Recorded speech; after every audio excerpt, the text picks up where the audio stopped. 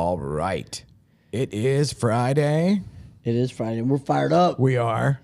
And the other thing I love about the aliens is they're coming. Are they? Or are they already here?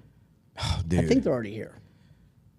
I've been obsessed with that shit since I was like, since the days of, it's probably before your time, but In Search of with Leonard Nimoy, Mr. Spock, his 70s gig that was on after school every day. What about the late night guy that would do a talk? Art Bell. Oh, yes. What was the name of that? Coast to Coast. Coast to Coast AM, Art Bell, 570 from like, midnight to 5. I am an alien.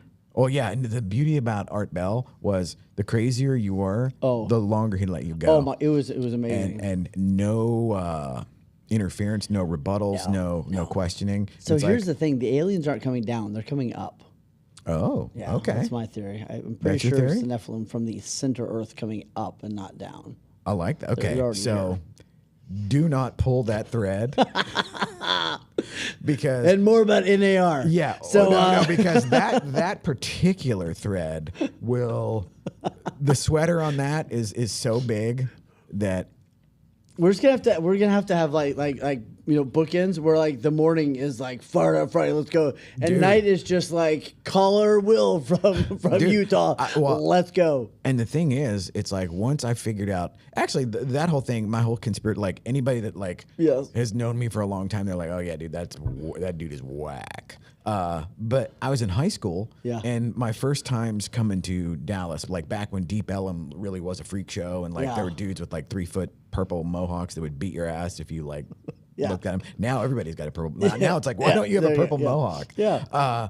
But back then there were all these like thrift stores and stuff on like Exposition down by like Fair Park, and they would have these. The first time I ever saw zines, which were like the underground, like crazy, self-published, like Mel Gibson in Conspiracy Theory, the movie, where he's like got like all of his publications. Well, it was the first time that I ever saw anything that made me realize, wait a minute, there are people out there that don't think Lee Harvey Oswald killed JFK, and then there was like, boom, that opened the floodgate, and then you're done. Oh, forget about it. And then in the era of VHS tapes and the X-Files and all the stuff there, and then Alex Jones, like late 90s, Alex Jones DVDs, and then of course, 9/11, there's just the craziness. Yes. So yes, I'm an optimistic nihilist. Yeah, is actually absolutely. Like, we're going down. Yeah, we're just gonna have a lot of fun on the way there, right? Yes, but exactly. like, we're definitely going down at some point. I always look at it as like, oh, we're going to hell in a handbasket. Oh, for sure. But I do, on the macro, believe in the human spirit. Yes. And we have the capability to pull it out of the ditch. Sure. The question is, will we? Well, there you go. There you go. And back to Hesitations 8-7. So get your reading in. Oh, I love it. I love it. I will be stealing that, and I might give you credit. Maybe. Yeah. Well, here's what you have to give credit the first 2 times, and then it's yours. Oh, dude, that's deal. I heard that from someone one New time. business model. Yeah, who I'm pretty sure would be pissed off if anybody else used that with I love their it. stuff. But anyway, it was a nice theory at the Yes. fun. Nice theory, yeah. But just to put a bow on the whole thing, so. Someday, we're not alone. Yeah, someday, whenever you want to actually go down that rabbit hole, we're gonna do late night. Yes, we're gonna do 11 till 4 a.m. Yeah, the lines are open. Yes, well, long time listener, first time caller. Let's go. Well, and last week, we actually, dude, that was the first time I'd been in a swimming pool and in the sun for like, I don't know, a decade. We did share a pool. Yes. Dude, how about shout out to Lance? Oh my gosh. The Castle Lance Resort. Donahoe, yes, bro. Castle Donahoe is the truth. Yes. And the burgers. Yeah. Yeah, so good. Yes, sir. So, okay, just briefly, the truck. The truck. We are truckless. So, yeah. I don't think I'm going to put that in my dating profile. Like, you pick me up because I don't have a car. We'll Uber to you. It's all good. Yeah, we'll Uber to you. Yeah, no, took my son into hockey and came out, an hour and a half later, and truck was gone. So we are in we'll be in the market, for a new vehicle here at some point. And the cops are like, well, we'll let you know if we find it. And they're like, we're not going to find it. They're like, it's super gone. It's halfway to a better place at this point. I do have this sneaking suspicion that the vast majority of crimes go unsolved. Oh, 100%. Yeah, the worse crime you want to do, the bigger the city you want to do it in. That's how that works, right? If you steal a truck in a town of 300, like they're gonna find your truck, yeah, right? yeah. You steal a truck in Dallas, and they're like, what was your name? Like they're not even writing stuff down. They're just like, You're like, aren't you gonna take this down? Right, yeah. Oh yeah, right. They don't get ripped. But here's the thing you don't think about: all the stuff you have in your truck. Like every day, I'm like, crap, like my mailbox keys, my garage door opener, like just all. I mean, fortunately, there's like I had my computer back out, which was great. But like, there's always things to think about. Something anyway. It was a little God only weird. knows what's in my trunk. Oh, well, know? yeah, no. It's amazing. I don't mean that from like a possible indictment kind of situation. Yeah. Duct tape, rope. yeah. Is this a murder kit? What are you buying here? essentials. Oh, I forgot a tarp. Hold on, let me go get that. Just the essentials. Just and some just the essentials. sanitizer and we some are super lime on. and- We are on brand today. I Dude, think. we are. We're It's nailing it. because we went informal. I think so. I skipped, think it's the black shirts. Dude, I think I'm it's- liking. I think this is the entrepreneur's tuxedo. By the way. Dude, That's- you that's act what like this I is. don't have. Okay, so I have 4 of these sandals. I have 6 pairs of these jeans, the Calvin Klein boxers, yeah. and t-shirts. Yeah, no, I'm pretty sure I have like 30 of those t-shirts. I want to say 17 of each. Yeah, there you go. So yeah. it will be a rare occasion when I'm wearing something different. Yes, you see me wear the same thing for 7 days. Just know that those were different Yes, of the it's- same. yes. I do. I have wash and 7 of the shower. same thing. Yes. Yes. Yeah.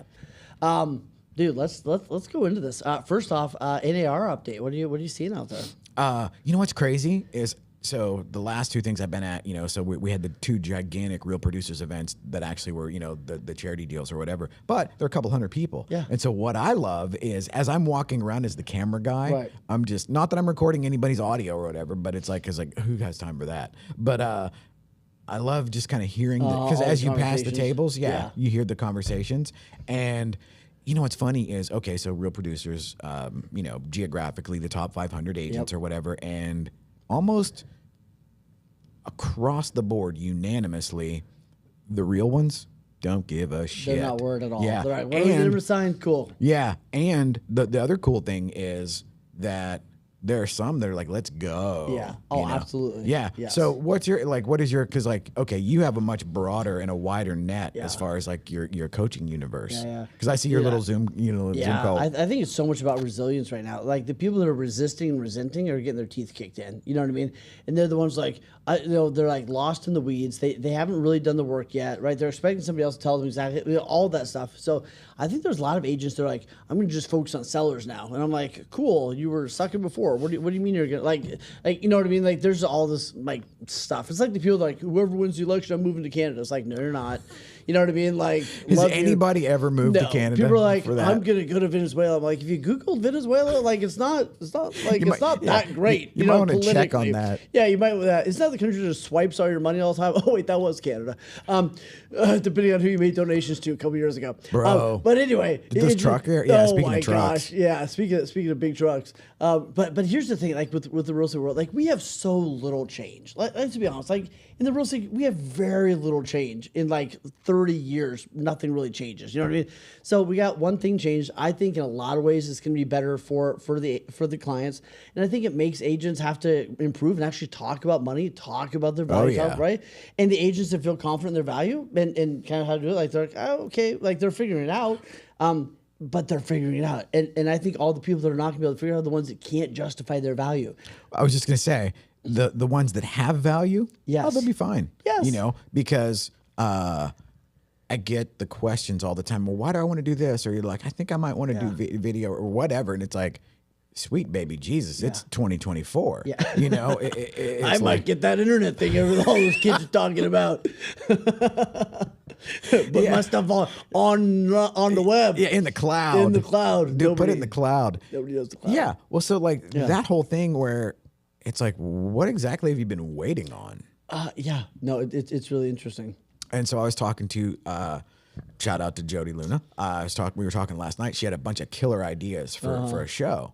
And one of my most favorite things is talking to somebody that is into what they do, and then they get fired up at the idea of taking it to the next level. So like last night we were just kind of like riffing, and she, I texted, I'm like, oh shit, my dad got hijacked or whatever. So like end up at 8:30 or 9, which is usually I'm circling the airport coming in, Circling the Triscuits. Oh dude, duh. You know, I'm kind of like taxiing back towards the terminal. But we ended up jumping on a call and ended up getting stoked and all these ideas where instead of, oh, I'm going to shrink away from the changes in the market and pretend like nothing happened or whatever. I love the ones that are like, they go into attack mode because that's how I'm wired.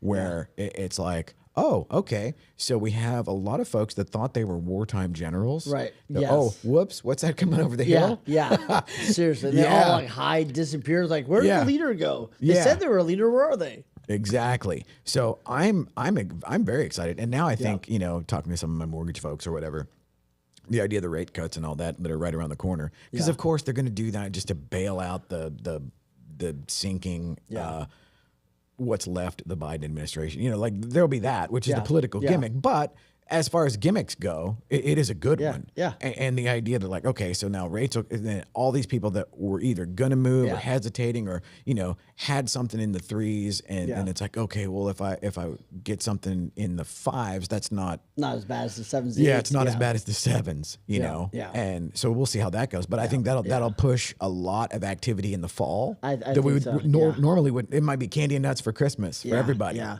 Well, and I think I think the best time to buy is probably the next 2.5 months, right before it really takes off, right? So the best time is like right now. Sellers are still like their days on market are getting a little worried. Yep. The election's still looming, you know, all that kind of stuff. The rates are still a little high, whatever. So like if I was an agent right now, I'd be working really hard to educate my buyers to go, now is the time to get in, because even if interest rates dip a little bit, the prices, like you said, even if they dip, the prices are going to shoot. Yeah. Right. So like I think the time to sell is probably January or February. You know what I mean? Like when we're just freaking cruising. But if I was buying, I'd try to buy right now and then either keep the thing or sell in January or February. Well, and what is the stat? Like every 7 years people move or whatever? Yeah. I'm the aberration where it's like I've had 2 addresses in the last 30 years, basically. Well, and we're way behind because we had, you know, 6 million, more than 6 million in sales, whatever it is. Like we had a 2-year, you know, binge party, right? And then we had a 2-year like hangover, like that was crazy, right? And now the interest rates and everything else kind of are lining up. I think we'll see them go down a little bit, and I think that we'll. So now I'm curious because it's like for me, the last 2 years have been just insanely good. Yeah. And so like you're in that rarefied air too, where, and this is kind of analogous to the whole Real Producers universe. And it's like, analogous. You're using big words again. You gotta slow down. No, keep going. Okay, I'm with you. So, but you know, okay, so very similar to perfect for the folks at home. Yeah, the Real Producers universe where the ones that are like, you know, the real ones or whatever, it's always been business as usual. Yeah. And so here's what's interesting though. Like we've been in a winter season. I think we're going to have a little bit more winter season as far as the economics and political landscape and everything else. So like what you're saying is like, if you can learn how to thrive in winter, wartime general, baby. Dang, like that. Yep. That's something else. You know what I mean? And that's what you're seeing. That's exactly what you're saying. I mean, it separates the men from the boys in a sense because I think we are in a winter for a lot of people, especially in the 100%. last. So it's like, okay, but can can you thrive in that? And that's an amazing time. And there's like this essentially instinctual thing that turns out, at least for me, is counterintuitive. Yeah. Where there's the instinctual thing to let's bring the boats back in. Let's pull all the nets in. Let's go hunker down, you know, and wait till the storm blows over. Versus let's go in attack mode and hey, let's open a second location and let's hire people and let's go crazy and let's do stuff, because there's something about taking action nullifies anxiety. Yes. Yeah, absolutely. Yeah. No, Napoleon Hill talks about that in one of his books. He talks about how like the inaction and the lack of clarity and direction is one of the most brutal places to be, right? When you're like, I don't really know where to do. I don't know what to do. Like all of that like builds it. And it's almost like the anxiety in and of itself creates more anxiety, which creates more. So all of a sudden you're in this like anxiety, like loophole or, you know, funnel from hell. And it's very hard to get out of. So like you said, somebody's just having clarity and going for it. But at the same time, it's like, okay, but I still got to watch my profit margin. I still got to do this. So that's where I think you need good people around you to help like be like, hey, is this ballsy or crazy? Right? And it's like a 1 degree difference. Yeah, there's a fine line. Right? And so it's like, hey, be ballsy and do it with also with these principles in mind. I lead with revenue. I make smart, well thought decisions. I go through my board of advisors before I do stuff. Those kinds of things. I'm still in the learning curve on that one. Yeah. I think we all are. Yeah. Well, and like for me, it's like a lot of times I have gotten this far, a lot of times just by saying yes and figuring it out, like do a little post-mortem on it and be like, did that work? Yeah. It's like, boy, that seemed like a little bit more of an uphill climb than I thought. And then you turn out and you're like, oh, whoa. But, now we have this. I'd been waiting for the market to change for like, I don't know, 8 years, something like that.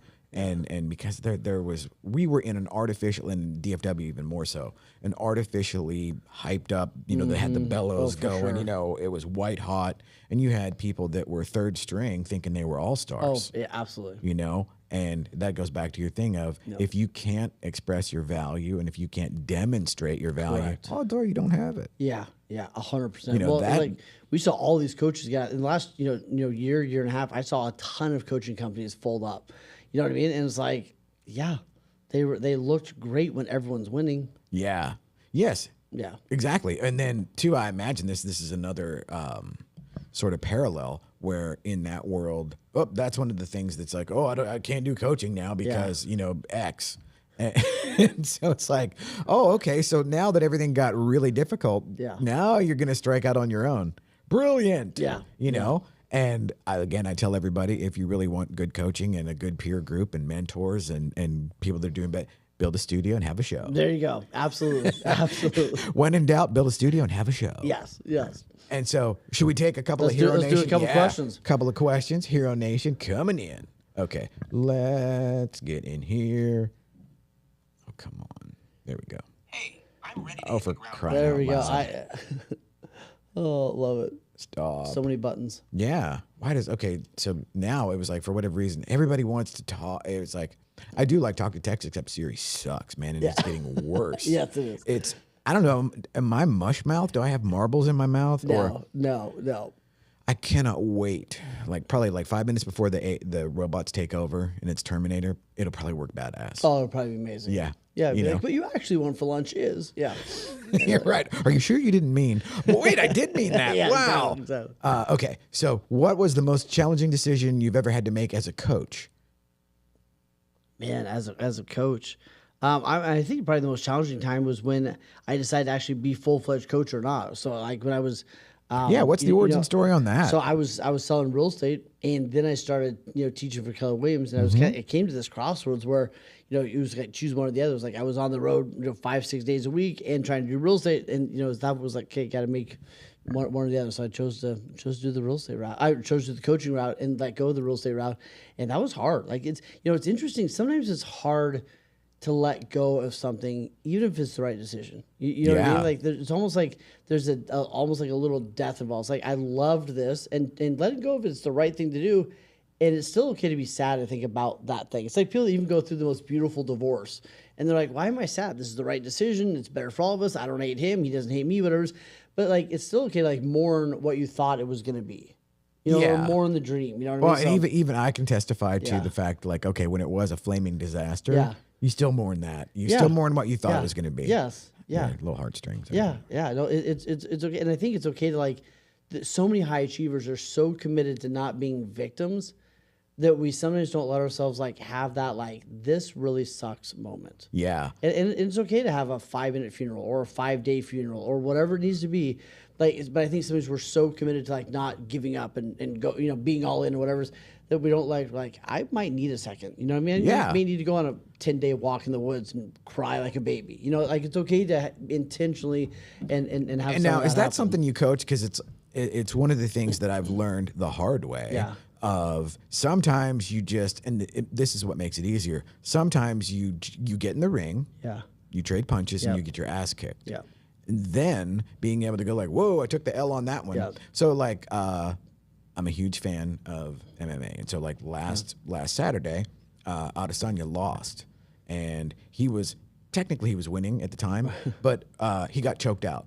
And so it was literally, his thing was, man, he he caught me, and it was like I made one mistake and boom, that was it. Yeah. And it was like, I thought in the moment, especially that was like sort of extemporaneous, where he's being interviewed after the fact, and he goes, "Yeah, he caught me," and then he named the moves and everything, and I was like, "Oh shit!" It was like he knew it then, and just to be able to like knee jerk and be like, "Yeah, dude, he got me." Yeah. Yeah. It's like, boy, that is a learned skill. Yes. Yeah. That is It really learned is. behavior. Yeah. So is that something that you try to teach, where it's like it's okay to every once in a while go like, yeah, you're gonna take the L. Yeah. And there's nothing wrong with that. Dude, I was talking to this coaching client the other day, and she said she was talking about our coaching years ago, and she goes, "You stopped pushing me," and I said, because you didn't need to be pushed, you needed to take a break.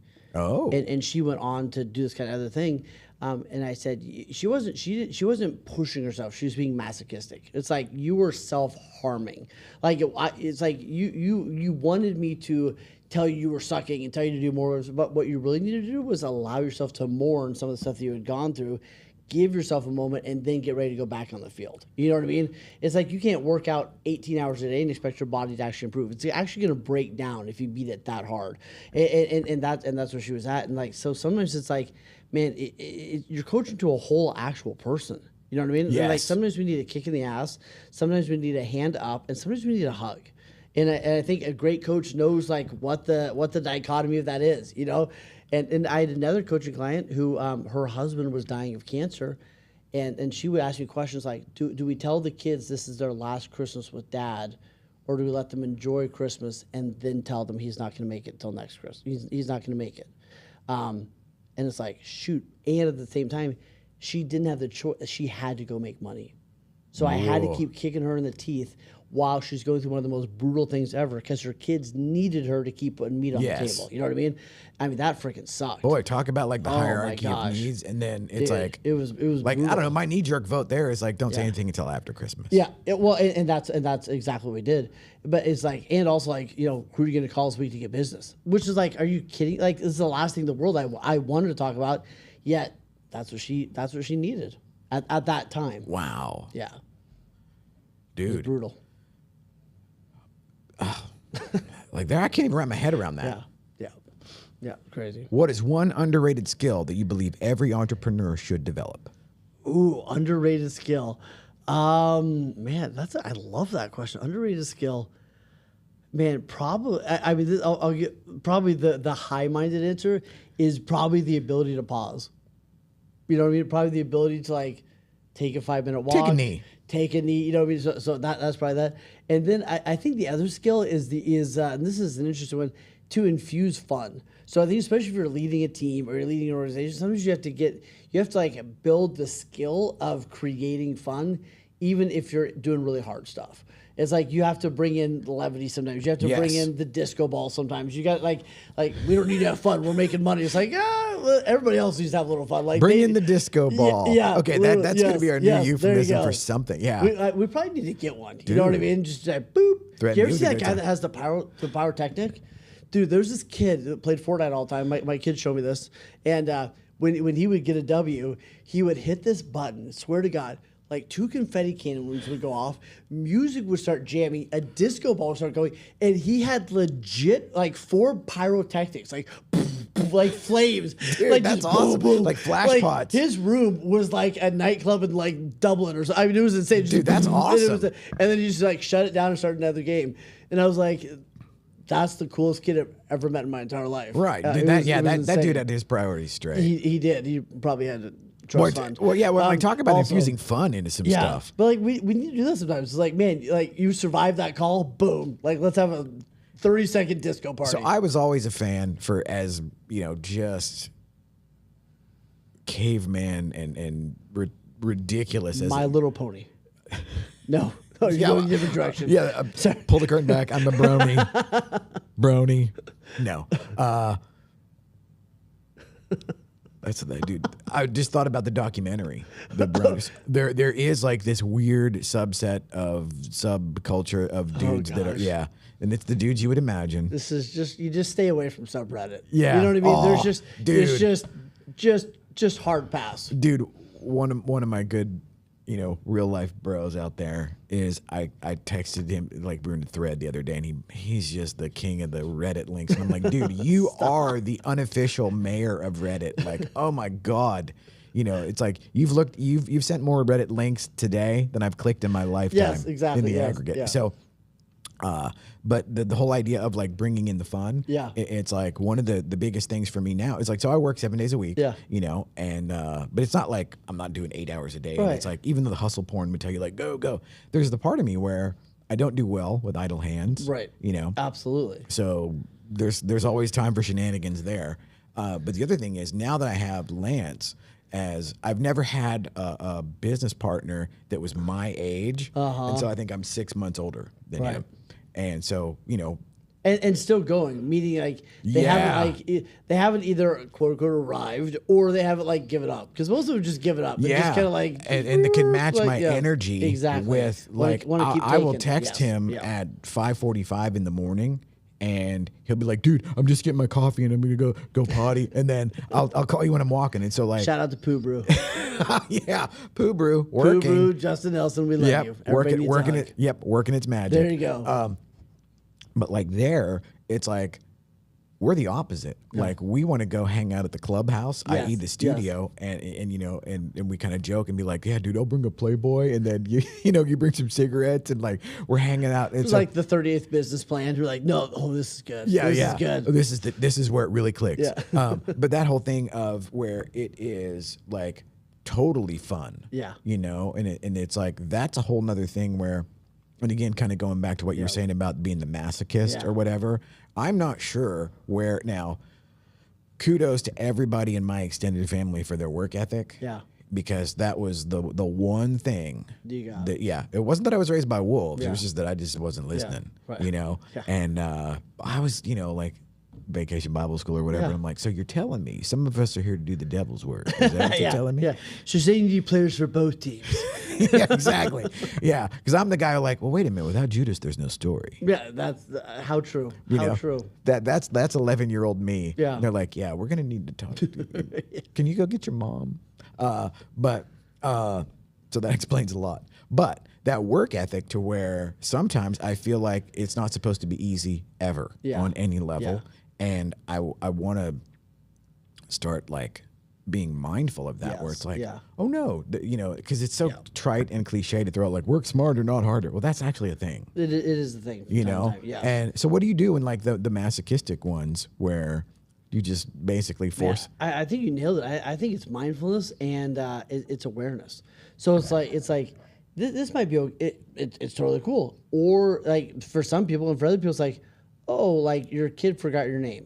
You know what I mean? Like your kid's looking in the fridge like, Mom, who's that? And you're like, oh, that's your dad who's never, right? So it's like, I think you look at like, it's taking a second to go, okay, what's working, what's not working? And it's the mindfulness and then like that moment of pause, be like, okay, is this harming any area of my life? And I think that's what, and for some people, like it's good. And then it also goes back to seasons, right? Like there's things that I'm not doing now that I might do when my kids are all graduated off to school. You know what I mean? Well, but so it's going to be different. You know what I mean? So it's also acknowledging the season. I had one of my clients and he's like, he's going after this huge goal.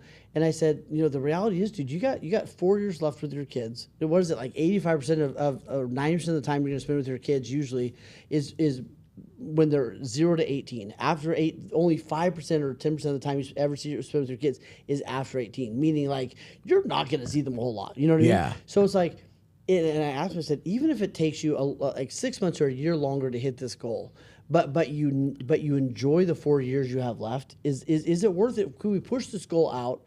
Instead of working 80 hours a week, we work 40, 60. We push this goal out a little bit, but you can nail this time with your kids. And it's like, oh, shoot, okay, I'm actually okay with that. You know what I mean? So it's like, I think it's just that awareness stuff. We just kind of, but here's what's funny, when people are like, oh, I know my blind spots. It's like, you might know your weaknesses, but the definition of a blind spot, just let me take you back. Like, I'm not the smartest guy with all the big words, but like, I think a blind spot's shit you don't see. You know what I mean? So it's like, we need somebody in our life to be like, did you know you're leaving some carnage in the way. Is like, what do we want to do about that? And for me, the whole thing was, when you start out, dude, there's nothing but blind spots. 100%. And it's like, which is part of the beauty. Yeah, but now I'm in this weird, and I will freely admit that I lucked out for whatever reason. It was like where I landed and what we do is.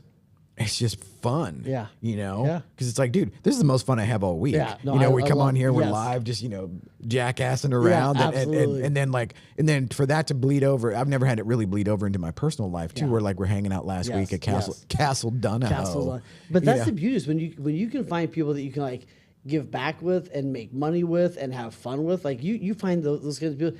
It's like, shoot, I'm going to work on this. Like, I'm not letting this go. Right. And that's when it's amazing, And I think people go for that kind of stuff. And that ratchets, and at least me personally, it ratchets up the gratitude level. Yeah. Because it's like we ended up giving away a ton of stuff at the veterans charity thing or whatever. And everybody after that was like, dude, is that okay that we did that? And I'm like, dude, I have done so much free stuff for some dumbass shit over the years where I'm like, this was actually fun and it's for a good cause. Actually helping stuff, then we're good. Yeah, we're good. Even like we're going, Lance and I'll be at the WCR thing at 7 a.m. or whatever. He goes, well, dude, I don't want to like volunteer you for anything or whatever. And I'm like, dude, I have done enough of those where it was like, not fun. Yeah. And or it was okay.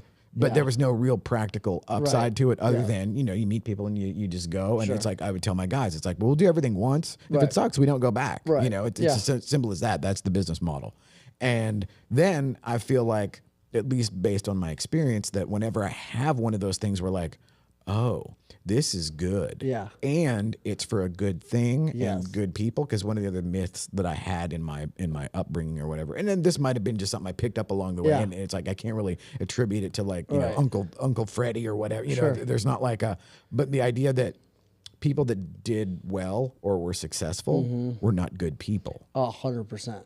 Yeah. And I don't know if that's like a cultural, like I don't know where that comes from, but dude, it was there and it was there for a long ass time. I think people use that as a justification.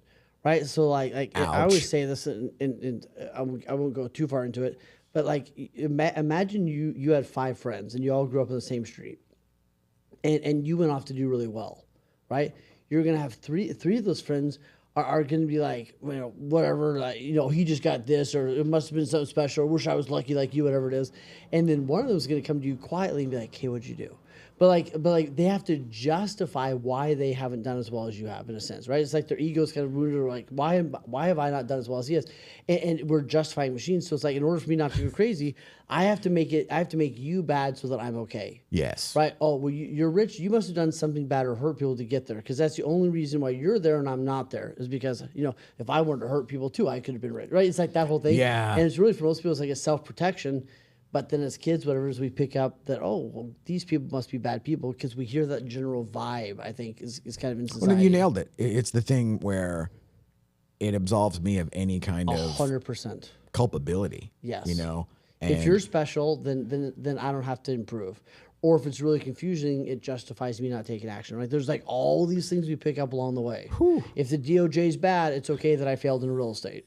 Right. Yeah. And it's like, I don't think that could you check that equation? I don't know if that math. Yeah. One last question. Whew. Let's one more and then we'll shut her down. One more. This is our 5th one more. This is like a Baptist preacher. Like, just one more thing. Or me at happy hour back in the day. There you go. Oh, yeah. What strategies do you recommend for maintaining motivation during tough times? That's very topical. Yeah. No, I think it's really about routines.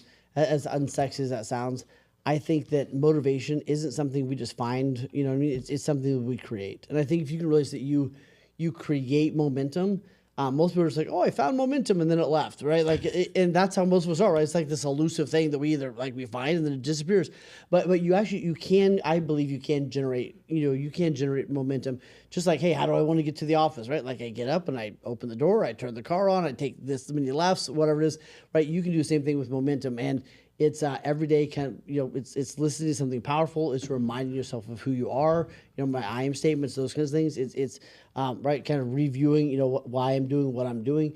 So I think it's 3 or 4 things you go through in the morning that kind of get you in a position where, like, hey, if I do those 4 things every morning, I'm almost guaranteed to, quote unquote, be in momentum or be in a great state. And I would say 100%. And the idea that do not sit around waiting to be inspired. No.